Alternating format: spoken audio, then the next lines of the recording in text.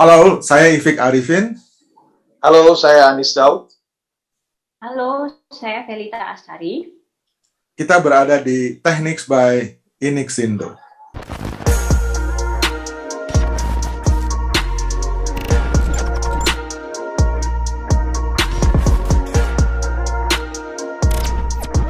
Oke, halo Pak Anis dan Mbak Felita, apa kabar nih?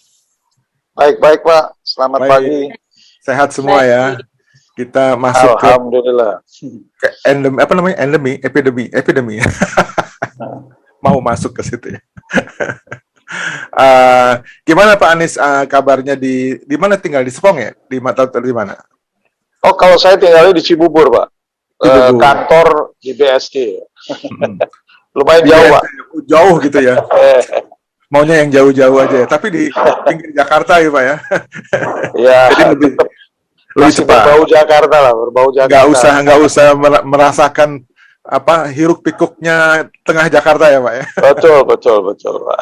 Anis, dulu Anda sekolah di Jerman, lalu karir Anda kemana nih kalau boleh tahu sedikit? Saya sekolah di Universitas Gesamthochschule Wuppertal. Wuppertal. Ya, saya diplom ingenieur Maschinenbau. Mesin, ya. Ya, pulang tahun 90. Oke. Berkarir, tapi sebelumnya saya juga berkarir di Jerman sedikit lah, jadi insinyur muda begitu. Ya. Terus pulang saya kerja di sini beberapa tahun, hampir 10 tahun di industri, terus coba trading, dan setelah itu agak sibuk dengan program Yayasan Indonesia Jerman, diantaranya Studienkolleg Indonesia gitu Pak. Yayasan Indonesia Jerman, keren ya. Di Wuppertal itu, seingat saya ada kereta yang digantung di atas ya. Apa namanya tuh? Ya, das nennt sich Schwebebahn. Schwebebahn. Schwebebahn. Schwebebahn. Keren banget gitu ya. Jadi sebagai ini ya ikon dari kota Wuppertal barangkali ya. Ya, menggantung di atas Wupper, Pak. Wupper itu sungai. Di Wuppertal itu ada sungai. Sepanjang sungai itu menggantung itu keretanya itu. Jadi dia nggak makan tempat ya, dia di atas sungai berarti nggak mengganggu siapa ya? Betul, nggak mengganggu. Hebat sekali. Itu dulu ya, udah lama juga ya, idenya udah cukup lama gitu ya. Jadi ikon kota Wuppertal. Oke, lalu di sini sekarang Pak Anis aktif di Yayasan Indonesia Jerman, diantaranya mengelola Studienkolleg ya. Nanti kita bicara lebih lengkap dengan Studienkolleg. Tapi sebelumnya mungkin ke Mbak Felita, gimana Pak Felita, karir Anda kurang lebih? Ya, saya sekarang bekerja di Yayasan Indonesia Jerman. Saya tetis atau aktif di bagian marketing. Ya, tujuannya untuk mendorong anak-anak lulusan SMA untuk berkuliah ke Jerman, gitu intinya. Jadi Anda membimbing mereka dari awal ya, dari nol gitu ya? Ya, memberikan konsultasi buat anak-anak yang, ya intinya sih memberikan konsultasi buat anak-anak yang dari lulusan SMA berminat untuk berkuliah ke Jerman. Gitu. Oke. Anda ikut ngantor juga ke Jerman? Tidak. Tidak ikut ngantor dong. Tidak ya. Lalu dulu di Jermannya di mana Mbak Felita? Saya di kota Frankfurt am Main. Frankfurt. Kenapa pilih Frankfurt? Karena merupakan salah satu kota besar juga ya. Terus merupakan salah satu kota yang multicultural. Di situ saya juga kenal banyak orang dari berbagai macam ras, dari berbagai macam negara gitu. Jadi pertemanannya udah lintas internasional. Asik dong ya. Ada Turki, ada Turki. Yang paling banyak apa? Turki, yang dari Afrika? Iya, kebanyakan sih Turki, Iran, Irak, gitu. Maroko juga ada. Maroko, ya. Mereka biasanya ke Prancis ya, Maroko, tapi juga ternyata banyak yang ke Jerman. Betul, mereka kebanyakan, ya. Jadi seru dong ya, betah di Jerman. Kenapa nggak di sana aja, Mbak? Iya sebenarnya sih, ya Ini sebenarnya sih pertanyaan yang betah-betah aja. pertanyaan yang menusuk ya Mbak ya. Iya, Ada iya. yang Sebenarnya menanti di betah juga sih. Indonesia. Ah, itu Itu dia, kuncinya. ya nggak bisa dihindari, Kunci. jadi harus pulang deh. Ya, ya, ya. Kalau Orang tua ya, yang nanti. ya orang tua menanti. Ya, ya. Kalau misalnya Anda balik dari Jerman, itu makan apa yang pertama kali di Uber tuh, Mbak Felita? Eh, mungkin kayak makanan Indonesia ya, makanan Iya dong, Padang. Indonesia. Rujak cingur. Masa sampai ke Indonesia terus cari schnitzel nggak mungkin lah ya. Makanan Padang biasanya. Asik, asik. Setuju, Pak Anies juga suka ya masakan Padang, Pak ya, Pak Oh Anies iya ya. Pak, sangat suka Pak. Saya kalau di Ah. luar negeri 2 minggu keluar dari bandara, supir saya sudah tahu saya pasti kemana itu. Nah, first, first goal ya, 2 minggu target pertama begitu balik ya. kaget Pak, pasti itu harus dapat rendang dulu gitu. Ah, itu dia. Ya, ya. Jadi memang itu juga mau nggak mau ya Pak Anies ya, itu sebagai pengikat kita juga loh, secara nggak sadar barangkali ya. Ya, betul. Pengikat yang membuat kita condong balik ke apa namanya ke Indonesia. Tentunya salah satunya yang tidak disadari juga kuliner kita ya, yang Betul. betul-betul apa namanya membuat kita merasa gimana gitu ya. Oke. Ngangenin. Oke, kita mulai begini, Pak Anies dan Mbak Felita.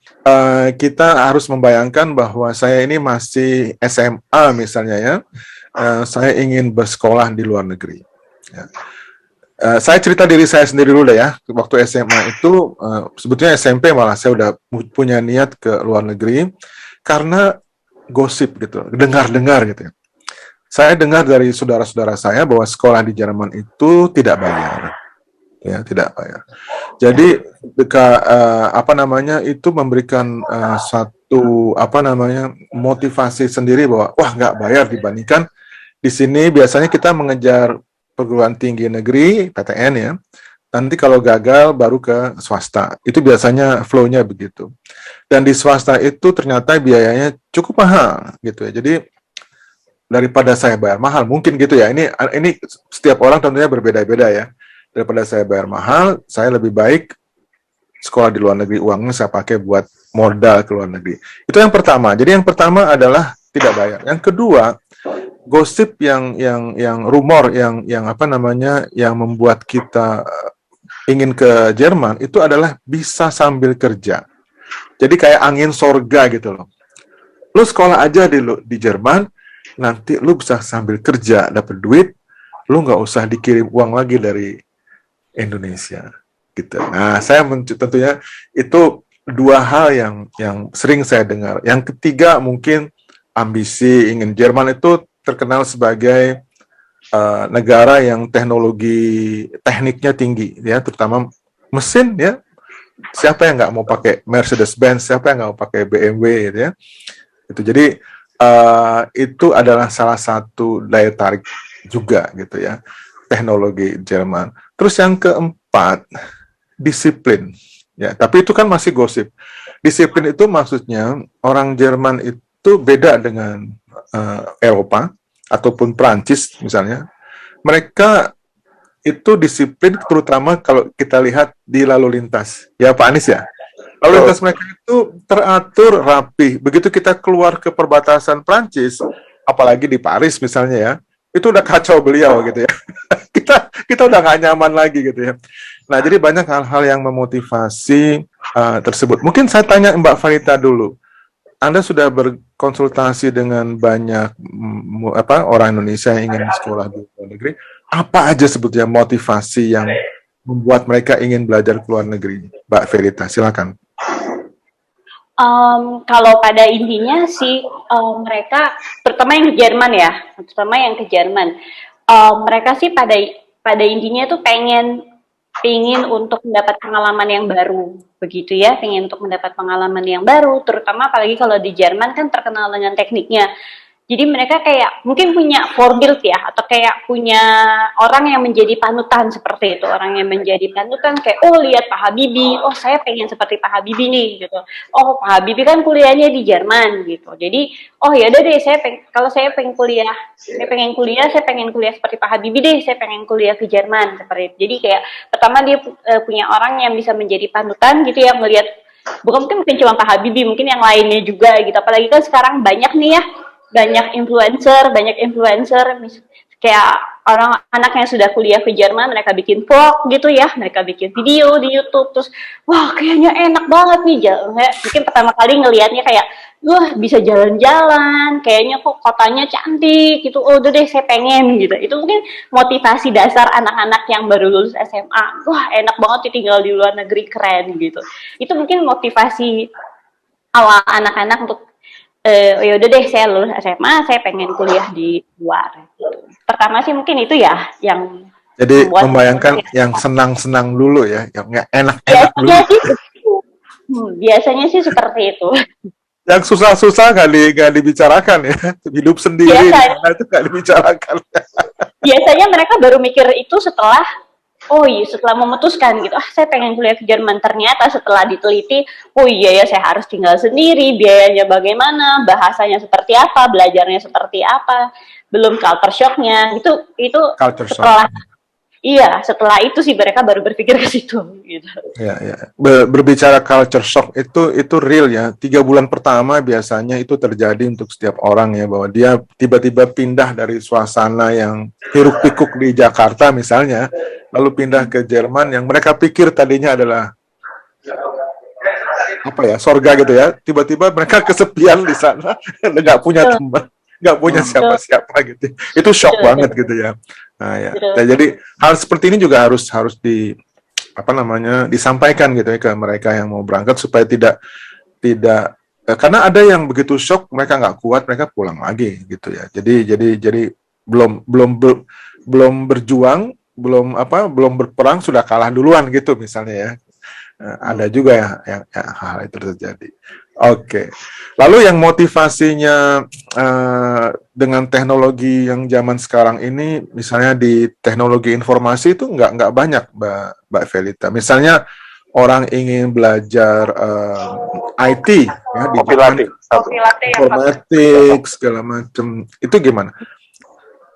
Banyak mereka kalau misalnya pengen kuliah teknik gitu, pengen mencari kira-kira negara mana nih yang tekniknya bagus, udah pasti Jerman udah jadi salah satu list number one-nya mereka gitu kan. Kalau mereka pengen kuliah di luar negeri, mereka pengen kuliah teknik, ya list nomor satu mereka udah pasti Jerman gitu kan, karena mereka dengan pertimbangan mereka kan kadang kalau mau kuliah ke luar negeri membandingkan gitu ya, mungkin ke Jerman atau ke US atau ke England atau ke Australia, tapi mereka pasti compare harga gitu kan. Oh kira-kira biayanya berapa, living cost-nya berapa, dan kebetulan kan memang kalau dibandingkan dengan negara-negara yang lain, Jerman tuh tergolong relatif murah dengan kualitas yang baik. Jadi ya udah pasti Jerman menjadi number one list mereka.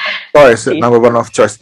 Tapi itu real, Mbak Felita, karena saya tahu betul ya sekolah di US itu minimal 1 tahun itu 1 miliar rupiah habis tuh kalau kita nggak punya beasiswa ya. 1 miliar rupiah itu kalau kita bawa ke Jerman kita bisa foya-foya di sana ya, bisa punya apartemen yang bagus, bisa sekolah bisa beli mobil, bisa segala macam gitu. Jadi memang kalau kita membandingkan eye to eye begitu, itu memang Jerman luar biasa baiknya gitu ya untuk orang asing ya, bahwa sekarang masih ada ya kuota 7%. Pak Anies barangkali masih ada 7% dari tempat sekolah mereka itu diberikan kepada orang asing. Masih ada nggak rule seperti itu, Pak Anies? Masih ada, Pak. Ada kuota itu variatif, tergantung. Jadi tergantung dari negara bagian, dari 5-7%, Pak. Sampai 7%. Terutama untuk medical barangkali kita dapat sedikit ya kuotanya ya. Medical, kedokteran itu sangat susah di Jerman, setahu saya ya. Masih ya? Ya, sangat susah. Masih, dan mereka harus persyaratannya cukup berat karena nilai-nilainya cukup harus tinggi. Harus tinggi, Pak. Rata-rata 1 ya. Oh. Sumgluk kalau bernasib baik mungkin kebetulan di satu uni ada tempat yang kosong, pilihan terakhir dia bisa yang 1,3 bisa diterima, tapi umumnya mereka minta 1,0. Terus di student college itu waduh setengah mati, berat ya. Luar biasa. Ya. Itu termasuk bahasa juga ya? Bahasa Jermannya harus 1,0? Iya, Pak. Iya, Pak. Iya. Luar biasa. Chemi, biologi, mate semua 1,0. Fisik ya, fisika juga ya. Agak sulit ya, karena gini ya, saya prihatin juga loh sama orang-orang yang sekolah medical, karena masuknya susah, kemudian setelah lulus mereka pulang ke Indonesia nggak diakui itu. Ya, dia mesti belajar tropical disease ya, Pak. Itu dia. Jadi jelas dong, penyakit di Eropa dengan penyakit di Asia beda gitu loh. Benar. Tapi kalau dibayangkan susahnya untuk sekolah di medical dengan kemudian begitu selesai, bukannya selesai, tapi kita justru masih harus adaptasi lagi gitu ya. Kalau teknik kan nggak perlu, kalau kita sekolah informatics, begitu pulang ready ya, langsung bisa terjun ke dalamnya. Oke. Jadi sampai saat ini Pak Efik ada sekitar 14 orang ya kalau saya nggak salah, 14 atau 15 orang yang pernah mendapatkan beasiswa lewat Student College Indonesia, tapi diberikan oleh DAAD, Pak. DAAD, ya, lewat jalur DAAD, karena Student College Indonesia ini diakui oleh pemerintah Jerman sebagai sekolah Jerman yang berada di luar negeri. Oke. Ya, jadi untuk itu mereka dapat jatah 1 tahun. Itu dalam 2 semester itu kita bisa memantau, bisa mengajukan siswa yang paling baik. Dan dari 15 anak yang pernah mendapatkan, nggak setiap tahun ya kita bisa keluarin, karena nilai 1-1 itu nggak mungkin kita dapatkan, kecuali ada beberapa genius gitu ya kan. Benar-benar ya kan. Biasanya mesti saya tambahkan, biasanya datang dari sekolah-sekolah tertentu, bukan sekolah negeri ya kan. Sekolah yang cukup quality wise, cukup terkenal ya, disiplin ya kan. Ya kan, saya nggak mau sebutin lah, nanti nggak enak. Jadi tapi yang jelas mereka ini dari 15 anak itu saya rasa 60% adalah mahasiswa atau mahasiswi kedokteran. Dan ternyata memang benar, sampai di sana pun mereka menyelesaikan studinya tepat waktu, dan bahkan beberapa sampai mendapatkan pekerjaan, ditarik ke research and development segala macam, Pak. Jadi banyak anak-anak kita yang bagus. Itu yang Pak Efik saya pengen tanyakan sama Bapak, pernah berpikir bahwa program-program kayak kita ini juga ngeri-ngeri senyap gitu Pak ya. Karena ini drain brain Pak. Ya, itu yang mau saya tanya Pak Anies. Dari mana nih ide membuat student college di Indonesia oleh Yayasan Indonesia Jerman? Jadi mungkin di podcast sebelumnya memang kita pernah menjelaskan bahwa SMA di Indonesia itu 12 ya, sampai kelas 12. Lalu di Jerman itu ada kelas 13, di mana mereka kalau mau ke universitas biasanya melalui jalur yang kelas ke-13 dulu. Kemudian baru bisa masuk ke universitas. Kalau yang kelas 12 mereka bisa masuk ke Fachhochschule kalau nggak salah begitu ya. Tapi kalau yang ke-13 baru masuk ke universitas. Jadi ada perbedaan yang mendasar. Dan anak SMA kita setelah mau ke sana harus wajib masuk ke student college yang ada di Jerman, dan itu nggak ada di setiap kota ya, ada di kota-kota tertentu aja gitu ya. Nah, tentunya kita tadinya awalnya berpikir kita membuang waktu 1 tahun nih untuk student college gitu ya, karena apa yang dipelajari di student college itu tidak lain adalah pelajaran SMA kelas 12 dalam bahasa Jerman ya, ada kimia, ada fisika, biologi, semuanya lah, matematik, semuanya dalam bahasa Jerman. Itu ya. Dan itu juga angkanya harus bagus lulusnya ya, supaya kita bisa diterima di universitas di Jerman. Nah, jadi mungkin yang belum tahu, ya itulah, mereka harus masuk ke student college gitu ya. Nah, gimana idenya awal Pak Anies kalau boleh tahu? Siapa aja nih yang memberikan ide-ide? Ada student college di Indonesia ternyata gitu. Gimana Pak Anies? Sebetulnya lebih ke kebutuhan, Pak. Jadi sampai saat ini kita yang sedang berjalan ini adalah Yargang atau angkatan 37 dan 38 yang sedang berjalan. Jadi Bapak bisa bayangin satu semester ada dua angkatan. Berarti kami dari tahun 2003, 20 tahun yang lalu, hampir 20 tahun yang lalu. Jadi tahun depan Student College Indonesia mencapai 20 tahun. Ya. Jadi saya kembali ke masa yang itu. Tahun 98 terjadi resesi yang luar biasa di Indonesia. Jumlah student di Jerman waktu itu dari sekitar 8.000 orang itu turun, Pak. Yang pulang langsung tanpa menyelesaikan kuliah waktu itu banyak sekali. Karena praktis tidak ada biaya. Ya kan? Mereka sebagian bisa survive kalau bekerja, tapi banyak juga yang pulang tanpa membawa hasil. Ya. Nah, motivasi orang ke luar negeri waktu itu juga sangat berkurang, atau mengirimkan anaknya ke luar negeri berkurang karena kondisi. Bapak bisa bayangin waktu itu kan mata uang kita jadi 1/5 dari sebelumnya ya Pak ya. Ya. Itu 98, 99 itu pukulan yang telak buat kita secara ekonomi, dan bahkan middle class atau upper class Indonesia udah cukup ngos-ngosan lah. Ya. So, jadi jumlah mahasiswa Indonesia yang ke Jerman itu mendadak cuman ya per tahun itu hitung-hitungan cuman puluhan, Pak, bukan ratusan, dan jumlahnya yang tertinggal waktu itu cuman sampai 2.000 orang. Nah, isu ini yang kita garap.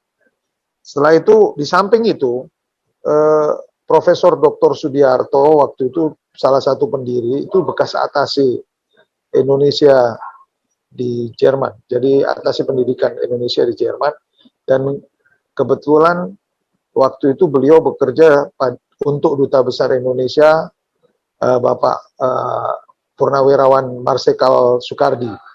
Oh, Pak Soekardi. Pak Soekardi almarhum. Nah, dan saya sebagai mahasiswa dengan beberapa teman yang lain, kita mengusulkan untuk didirikannya Yayasan Indonesia Jerman, dan salah satu program yang kita target waktu itu adalah Student College. Dan mereka sadar bahwa kita harus mengirimkan orang-orang yang sebenarnya bukan bermasalah. Jadi orang-orang yang datang ke Jerman untuk kuliah dengan mitigasi, artinya risikonya kecil untuk tidak berhasil. Ya. Karena kondisi keuangan yang demikian, kita harus sangat efisien dalam segala hal. Ya kan? Maka hal itu kita usulkan. Kita propose ke Universitas Hannover, Student College Hannover, dan kita sempat bicara dengan Pak Habibie. Pak Habibie sangat mendukung. Mereka bilang, ya, kita punya hubungan yang sangat baik secara histori, ya kan? Dan saya rasa Jerman sangat mendukung. Akhirnya lewat Pak Habibie kita diterima oleh Pak Duta Besar waktu itu, lupa saya dokter siapa itu yang Duta Besar Jerman. Kita ungkapkan program ini dan kita approach. Kebetulan ada satu orang dari DAAD yang sampai saat ini tetap bekerja untuk kami, yaitu Dr. Eker Hatsip. Waktu itu masih muda, sekarang sudah tua, sudah 20 tahun kerja sama kita. Ya, dia tetap loyal terhadap kita. Dia pegang Student College Indonesia ya. Jadi orang Jerman, Pak, orang Jerman ya, Pak Eker ini ya. Pak Eker ini. Ya, orang Jerman. Ya. Sekarang dia jadi akademis Leiter ya. Jadi sekarang ini. Ya, sampai sekarang tentunya pihak Jerman, Pak Ifik tahu sendiri, nggak gampang percaya orang. Jadi kalau orang Jerman yang megang, dia percaya ya. Jadi itu Pak. Jadi latar belakangnya itu Pak. Latar belakangnya adalah situasi dan kondisi saat itu, dan alhamdulillah itu kita punya figur-figur yang kuat Pak, yang benar-benar tahu persoalan Jerman, yaitu Pak Soekardi, atau persoalan orang Indonesia, mahasiswa Indonesia di Jerman, Pak Soekardi, Pak Sudiarto, dan kita yang jadi waktu itu fresh graduate lah Pak, baru pulang ya kan, baru 5-6 tahun pulang dari Jerman ya kan. Nah, orang-orang inilah yang menggerakkan, akhirnya timbul. Saya sambung sedikit Pak Ifik. Silakan. Dengan adanya Student College Indonesia, Ini adalah satu privilege buat bangsa ini, karena tidak ada lagi di dunia lain, ya. Student college itu adanya cuman di Jerman. Satu-satunya yang ada di luar Jerman adalah di Indonesia. Dan ini luar biasa efisien. Mendadak kita dikasih kuota 30 sampai 45 orang untuk masuk dan keluar dari student college. Bayangkan bangsa lain nggak ada. Anak-anak bangsa lain harus berperang di sana, Pak. Betul. Harus berkompetisi keras, ya kan? Untuk dengan yang lain. Perebut kuota yang 7% tadi ya. Iya, betul. Sementara kita udah dikasih fix, Pak. Tapi kita juga tidak melarang orang, siapa yang mau student college di Jerman, silakan. Tapi dari segi biaya, efisiensi, semuanya anak-anak ini terlindungi, Pak. Nggak macam kita dulu, Pak. Macam kita dulu kan kita lepas-lepasan gitu, Pak. Masuk ke Jerman, kita fight sendiri, kita ini sendiri, semua sendiri. Kalau ini semua diatur, Pak. Ya. Oke, ada plus minusnya lah Pak, gitu ya. Walaupun kita liar-liar seperti dulu, tapi kan ada plusnya juga. Betul. Nah, Pak Anies, jadi menyambung yang tadi ya, dengan Pak Eker tuh kan orang Jerman ya. Lalu instruktur atau guru-guru lainnya itu kualifikasinya gimana? Apa syarat menjadi guru di Student College Indonesia ini? Apakah saya bisa jadi guru misalnya? Siapa aja bisa, asal punya capability atau kapasitas untuk itu, silahkan mendaftar, ya kan. Nanti ada prosedur harus diplom atau PhD atau harus kita apa? Kita punya beberapa orang-orang yang keluaran dari Lehramt. Itu harus, Pak, karena di Jerman yang bisa Prüfung abnehmen. Jadi yang bisa menguji orang itu harus orang-orang kelulusan Lehramt. Jadi beberapa guru kita orang Jerman yang memang tamatan Lehramt. Ya. Jadi dia memang Lehramt itu guru. Bahasa Indonesianya mungkin pendidikan ya, apa namanya? Ya, jurusan guru pendidikan. Macam kita dulu IKIP. Kalau ya IKIP, di sini ada UNJ ya. Gitu ya. Betul. Universitas Negeri Jakarta. Oke, harus orang-orang yang lulusan dari edukasi itu ya. Iya. Lehramt. Terus sisanya kita pakai alumni Jerman, diplom ingenieur. Ada beberapa orang, di antaranya juga alumni Wuppertal seperti saya, teman saya. Ada, tapi tentunya mereka mengajarkan bukan bahasa Jerman, misalnya fisika, matematik, ya kan. Kalau yang bahasa Jerman biasanya orang Jerman sendiri, Pak, yang ngajarin, Pak. Ya, sebagus-bagusnya orang Indonesia berbahasa Jerman, aksennya masih ada ya, Pak. Tapi Mbak Verita ini saya dengar bagus ya Jermannya. Sepintas saya dengar bagus. How come gitu? Kenapa bisa begitu, Mbak Verita? Nggak tahu sih sebenarnya. Du sprichst sehr gut Deutsch, habe ich gehört. Ya. Iya. Mungkin pertama gini, karena saya memang belajar bahasa Jerman memang sudah dari SMA, begitu ya. Jadi saya ketika saya memutuskan, oh ya deh nanti ketika saya SMA saya mau belajar, saya mau kuliah di Jerman, ya udah jadi selama SMA saya belajar bahasa Jerman. Setelah itu sebenarnya yang bikin jadi lebih fließend itu adalah karena ya saya di Jerman, saya tinggal di Jerman. Jadi kan mau nggak mau 24 jam 7 hari ngomongnya Jerman gitu kan.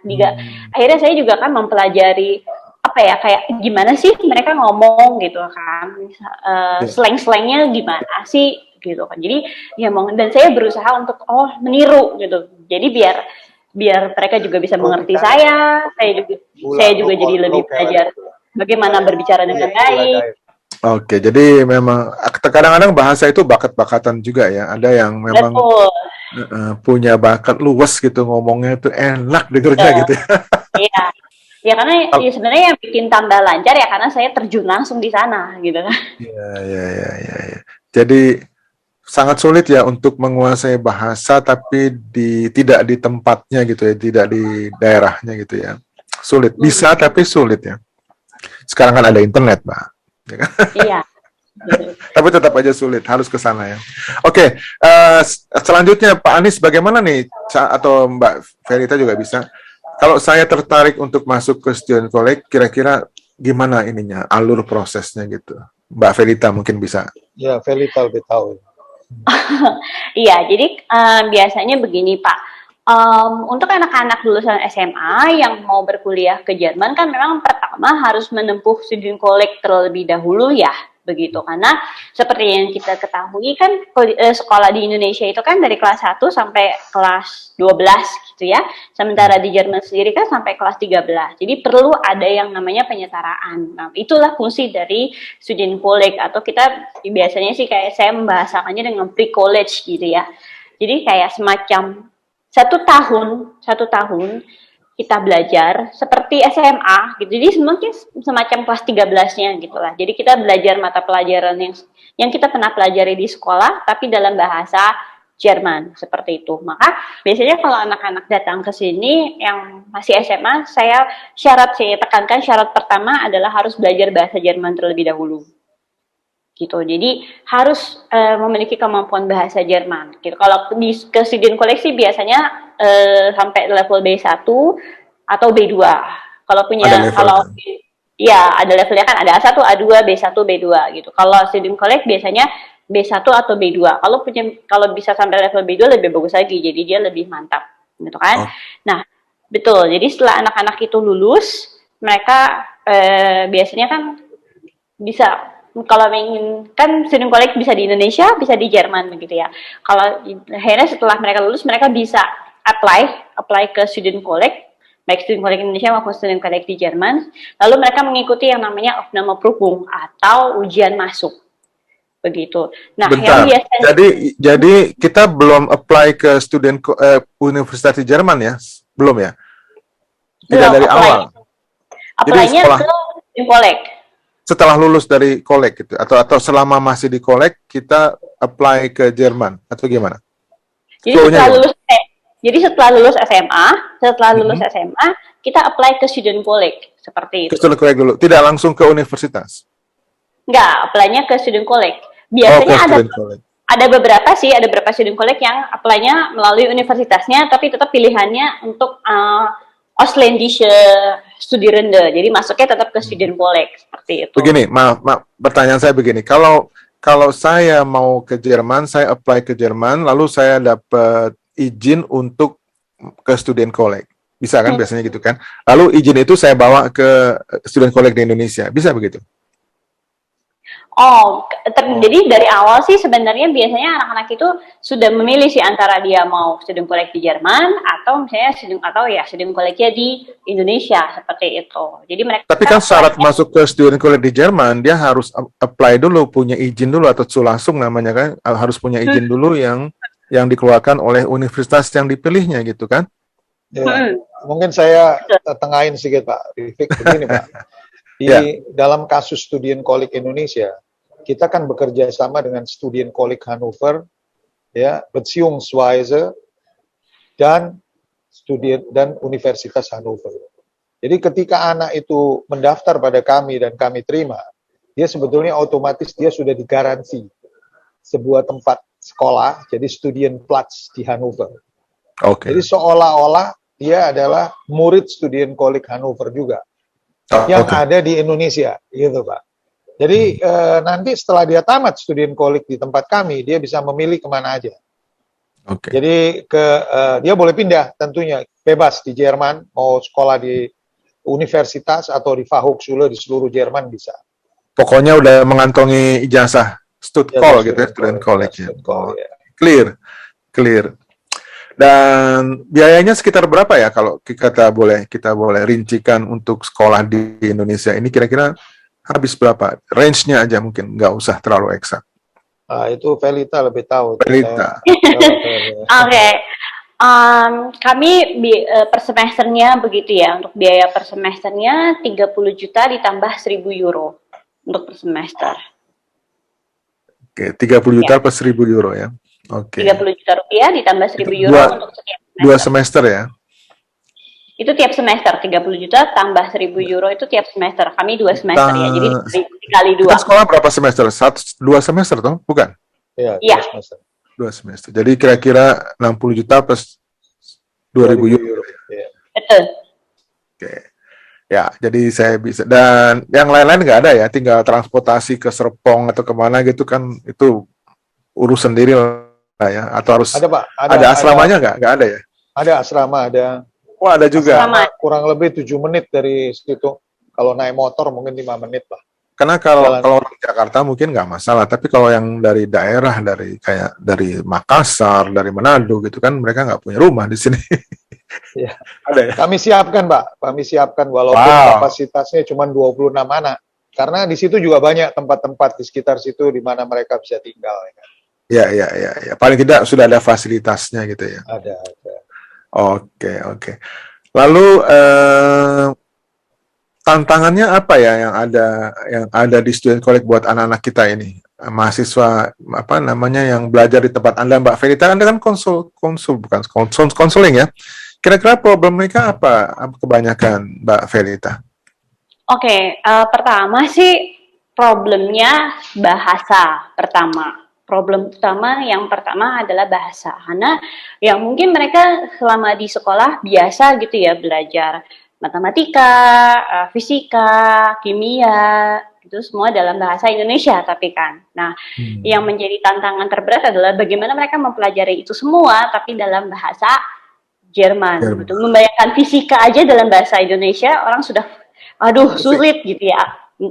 Apalagi belajar fisika tapi bahasa Jerman gitu. Wah, itu jadi tantangan tersendiri buat mereka seperti itu kan. Itu sih tantangan yang pertama seperti Jadi itu. tantangannya adalah apakah motivasi Anda cukup untuk melawan semua kesulitan ini gitu ya. Kalau mau sekolah belajar dong. Jangan mau terima beres aja ya. Betul. Okay. Terus terang aja, belajar matematika mungkin gampang, fisika masih gampang, tapi kalau yang namanya biologi, kemi dalam bahasa asing itu lumayan susah sih buat saya ya. Iya, betul. Oke, tentunya tadi saya bicarakan bahwa yang paling sulit itu adalah kimia gitu ya, biologi untuk belajar dalam bahasa Jerman. Tapi memang itu adalah tuntutannya gitu ya. Cuma salah satu hal yang kurang menyenangkan buat saya ya, adalah kita kan mau belajar teknik. Pada saat itu saya belajar informatika, tapi saya harus belajar biologi, Pak Anies. Biologinya gak main-main loh, biologinya betul-betul kayak orang mau jadi dokter gitu loh. Itu sulit loh, gimana itu Pak Anies? Jadi saya pikir ini kan saya mau belajar informatika nggak ada hubungannya sama biologi gitu ya. Tapi karena yang namanya Student College adalah sekolah peralihan, ya, kita wajib lulus walaupun apa namanya angkanya tidak usah 1.0 gitu ya. Mungkin 2 atau 3 malah masih acceptable gitu ya. Tapi itu merupakan kesulitan yang anak-anak kita tuh harus hadapi juga, bahwa mereka sekolahnya diulang lagi loh dari mana? Kimia, biologi, matematika, fisika, dan bahasa Jerman. Pancasila nggak ada ya Pak Anies? Nggak ada.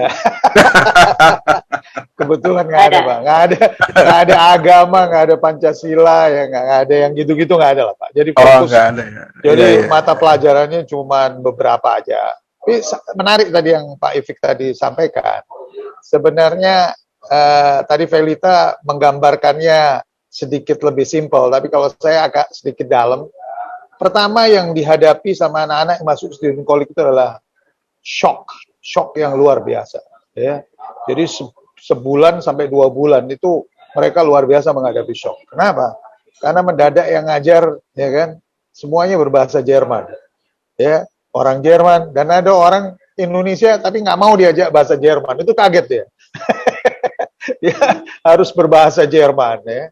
Terus kita kalau belajar fisika, Pak, di student college atau di Jerman umumnya, kita bukan cuma ngapalin rumus, dan itu kebiasaan anak-anak kita di Indonesia tamatan SMA taunya cuma menggunakan rumus, tapi dia nggak tahu how to apply gitu loh, yang di dalam kasus-kasus yang berbeda.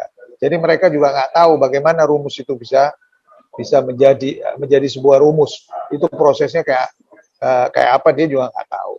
Yang lebih parah lagi adalah critical thinking. Itu yang membuat orang-orang atau guru-guru Jerman sangat frustrasi. Jadi bukan muridnya yang frustrasi, tapi gurunya. Karena semuanya diem, Pak. I know that. Jadi guru Jerman semua pada mengeluh. Waduh, kok diem semua? Nggak ada yang bilang enggak, nggak ada yang bilang iya. Ditanya ngerti, mereka juga nggak jawab, ya kan? Jadi itu susah, ya kan? Cuman juga mereka surprise. Ada beberapa yang nilainya jadi bagus walaupun nggak pernah ngomong. Dia nggak percaya itu. Pernah ada satu diskusi di mana guru Jerman mempertanyakan, kok bisa anak ini diem terus di kelas, tapi nilainya bagus. Saya bilang, ya itu Indonesia. Yeah. Ya kan? Tapi juga banyak kasus di mana anak-anak itu sama sekali nggak ngerti. Jadi alumnus student colleague Indonesia itu masukannya pada kita.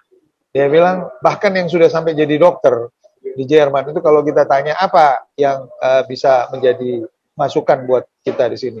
Pak, ajarin critical thinking. Saya waktu itu malu, Pak, ketika saya ditanya sama profer lagi visit di rumah sakit, terus profesornya mulai buka sebuah diskusi di depannya pasien. Saya satu-satunya orang yang nggak bisa ikut ngomong, Pak. Saya nggak ngerti saya mau ngomong apa gitu. Jadi ini critical thinking bukan something yang nggak bisa dibangun. Sebenarnya bisa dibangun asal kita punya keberanian.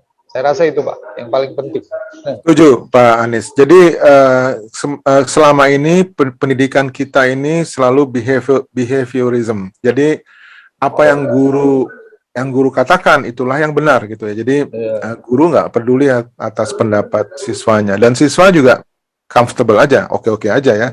Jadi tapi zaman sekarang nggak bisa begitu. Di pendidikan abad ke-21 ini critical thinking sudah masuk dalam kurikulum ya. Jadi Merdeka Belajar tuh misalnya juga salah satunya mengarah ke critical thinking. Memang kelemahan ini saya alami juga, Pak. Kalau kita misalnya seminar di luar negeri gitu ya, di luar negeri itu pesertanya kan macam-macam dari segala negara, dan orang Indonesia tuh banyak kan diam gitu ya. Silence is golden, itu salahnya, Pak. Mungkin dianggap tambah diam kita. Mereka bilang gini, kita diam bukan berarti nggak ngerti loh, Pak, kata. Terus ya saya juga nggak akan protes, tapi itu menurut saya salah ya. Artinya kita itu baru belajar kalau kita berucap, Pak.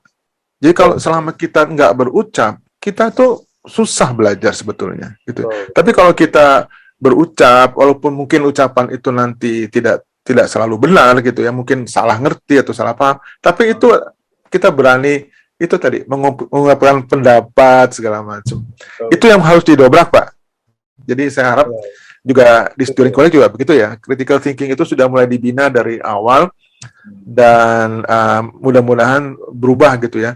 Jadi tidak hanya mendengarkan guru saja, tapi juga mendengarkan pendapat dari peserta didiknya gitu ya. Itu memang masalah kita, Pak. Masih ada di budaya Indonesia yang harus didobrak gitu ya. Gimana, Pak Anies? Ada komentar, Pak? Saya setuju sekali, Pak. Bicara masalah bahasa, Pak Ifik, sebenarnya nggak jadi persoalan, karena saya ceritakan sedikit, 2 tahun yang lalu sebelum pandemi, Pak, tepatnya 3 tahun lah, itu yang datang untuk Abname Feststellung itu Direktur Student College ke Hannover. Jadi kalau pada masa di luar pandemi, itu yang menguji biasanya orang dari Hannover, Pak. Dia surprisingly waktu kita wisuda, dia ada di sini, dia duduk di sebelah kursi saya. Dia bilang, Pak, terus ada satu anak student college yang memberikan speech, ya kan. Terus saya tanya sama dia, gimana menurut kamu speech-nya dia, pronunciation-nya segala macam. Dia surprise, dia bilang, ya Daud, nggak kalah. Anak-anak kalian ini di student college Indonesia ini nggak kalah sama anak-anak yang ada di Jerman. Nah, akhirnya saya cari tahu, Pak, apa yang membuat begitu. Ternyata kebiasaan kita, Pak. Dulu saya juga student college waktu itu ada di Bonn. Saya student college saya di Bonn waktu itu, Pak. Kita itu kalau keluar dari student college, anak Indonesia pada ngumpul di Mensa, Pak, bahasa Indonesia. Sementara di sini terbalik, Pak. Alhamdulillah, puji Tuhan, anak-anak student college kita ini jalan-jalan ke teras kota di BSD mereka pakai bahasa Jerman, Pak. jadi ada kompensasinya lah, ya. Saya pikir mereka mereka berusaha, justru karena kelangkaan, karena kita paksa terus bilang Deutsch, Deutsch, Deutsch, selalu kita katakan. Sampai ada spanduk itu di Yayasan Indonesia Jerman, kita kasih tahu di sana, calm down, sprechen nur Deutsch. Jadi slogan-slogan itu kita berikan pada mereka. Ya, sedih memang kalau kita lihat ya, ada anak-anak Indonesia yang sekolah di luar negeri, begitu pulang ternyata nggak usah harus di Jerman, misalnya di Australia, saya sering lihat juga ya Pak. Dia sekolah di Australia 3 tahun, balik ke sini bahasa Inggrisnya ternyata pelentang-pelentong juga gitu ya, nggak bagus. Terus saya tanya, kenapa kamu kok bahasa Inggrisnya payah begitu? Ya Pak, katanya, saya selalu bergaul sama orang Indonesia. Malah bisa bahasa daerah dia pulang-pulang, Pak. Lebih nyaman katanya. Saya tuh itu culture kita, Pak. Jadi kan kita lebih senang berkumpul ketimbang individual. Kita bukan orang individual loh, Pak. Kita orang yang rumpun. Jadi yang penting ngumpul gitu ya. Asal makan nggak makan asal ngumpul itu kan ada. Tapi itu terbawa, Pak. Itu tatsächlich itu betul-betul realitas. Ya, bahwa kita ini lebih nyaman kalau beramai-ramai ya. Kemudian ya itu tadi, karena kalau kita kerja apalagi di Jerman ya Pak, orang Jerman kan individual tuh ya, beda sama kita ya. Mereka individualis ya.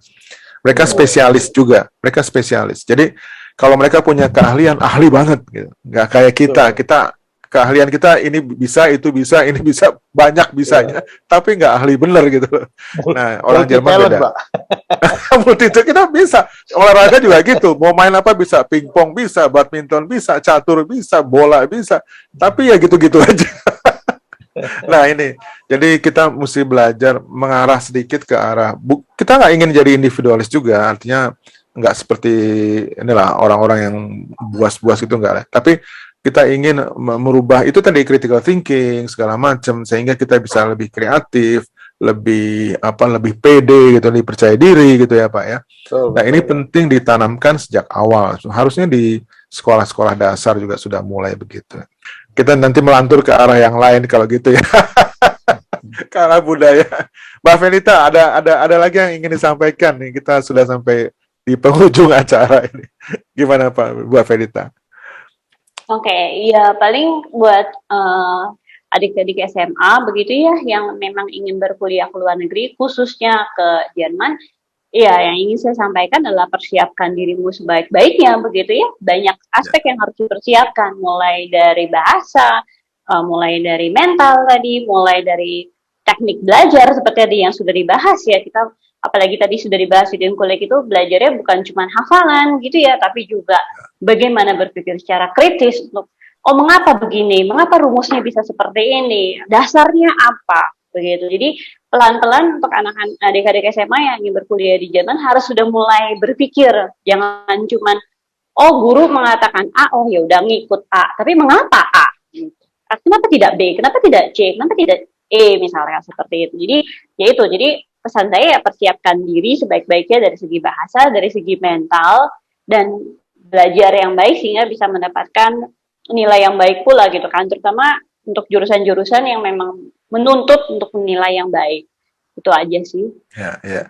Jadi kita harus melupakan kenyamanan ya. Kita harus fight gitu ya, bersedia untuk berubah gitu ya. Jadi untuk mencapai itu harus ada perjuangan yang tentunya tidak nyaman sebetulnya ya. Kita mungkin kita lebih banyak habis terpakai, untuk senang-senang jadi lebih sedikit gitu ya. Harus konsentrasi penuh. Ya Pak Anies, apa yang terakhir Pak Anies akan sampaikan? Silakan. Saya nyambung dengan apa yang disampaikan Felita.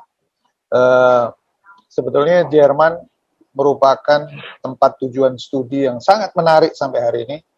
Jadi kalau saya boleh sampaikan Pak, ada 2 yang berperan sehingga seseorang itu bisa kuliah di Jerman. Yang satu adalah end user itu siswanya sendiri. Yang satu customer ini orang tuanya. Ya, yang ngeluarin duit segala macam kan. Nah, mereka berdua ini harus convince, Pak, ya. Jadi harus yakin banget. Dan mereka sendiri juga harus bekerja sama. Maksud saya begini, Pak. Kalau kita tahu anak kita tidak terlalu, ya mumpuni lah. Sebaiknya orang tua nggak usah kirim anaknya ke Jerman. Nah, tapi juga tidak boleh terlalu pesimis. Karena 1-2 semester di student college itu ajang untuk ujian buat anak-anak Indonesia untuk kuliah di Jerman. Seperti yang saya bilang tadi, ini adalah langkah mitigasi. Mau mengatakan gini, Pak, anak gua bisa nggak kuliah di Jerman? Ya, kalau dia lewat student college Indonesia berarti 50% chance untuk bisa menyelesaikan kuliah di Jerman. Ya, apa manfaatnya? Biaya kita save. Anak itu nggak perlu ke Jerman, sampai di Jerman dia gagal setelah 2-3 tahun. Ya, kan? Hanging around seperti di Berlin, banyak sekali anak-anak Indonesia yang nggak dapat student college, nggak dapat studi, Pak. 2-3 tahun di sana bahkan ilegal, terus mereka pulang. Orang tuanya kasihan, ngeluarin uang sebanyak mungkin, sebanyak-banyaknya. Terus dari siswa sendiri, dia juga harus banyak berkomunikasi dengan orang tua, meyakinkan orang tua, I'm gonna change. Sekarang saya punya Ausdauer, saya punya endurance, saya punya ini. Dia tunjukkan dalam 1 tahun itu keseriusannya. Saya pikir ini adalah satu kolaborasi antara orang tua dan anak. Kita tinggal memfasilitasinya aja. Dan syukur alhamdulillah, puji Tuhan, Pak, selama ini tidak ada penolakan kedutaan atau bagian imigrasi kedutaan Jerman terhadap pemberian visa pada student college Indonesia atau siswa student college Indonesia. Dan saya tidak mendengar sampai hari ini alumnus student college Indonesia yang gagal kuliah di Jerman. Belum mendengar, ya. Bisa aja terjadi, saya tidak tahu, tapi sejauh ini yang kita monitor itu tidak ada. Jadi semua rata-rata berhasil. Itu boleh saya banggakan lah. Walaupun jumlahnya dibanding sama yang langsung ke sana student college, tentunya kita cuma sedikit ya. Sampai hari ini Pak Ifik ada kurang lebih 1.200 orang alumnus student college Indonesia. Wah, banyak juga itu, Pak. Iya. 20 tahun, Pak. Iya, kita gembleng gitu, Pak, ya. Oke. Saya ikut bangga lah, Pak. Saya ikut bangga sebagai alumni Jerman juga, saya ikut bangga dengan adanya sekolah peralihan ini. Yang penting saya ingin agar anak-anak muda itu paham dulu gitu. Mereka tahu, oh ini ada satu jalan gitu ya menuju ke keluar, karena bukannya sekolah di Indonesia kurang baik, enggak, tapi pengalaman internasional juga untuk globalisasi kita perlu banget gitu ya. Jadi kita inilah, yang ada bakat sekolah di luar negeri silahkan gitu ya. Yang mau sekolah di Indonesia ya tentu aja gitu ya. No questions gitu ya. Tapi ini adalah salah satu kemungkinan, salah satu opsi untuk mencapai cita-cita gitu ya. Jadi terima kasih atas informasi yang Pak Anies berikan, Mbak Verita. Kapan-kapan saya mau juga dong mampir ke sana ya. Monggo Pak, monggo, silakan. Sie sind herzlich willkommen. Saya mau lihat dari dekat juga kan. Salam kompeten.